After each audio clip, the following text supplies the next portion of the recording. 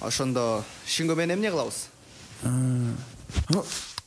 Киёши алдыңа түшүп кетти, алып алайын, Жарайт.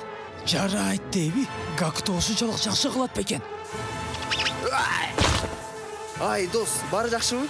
Жок, бул болбогон нерсе. Сен туура эмес түшүнүп алдың, Шинго. Туура эмес. Оорутуп атат.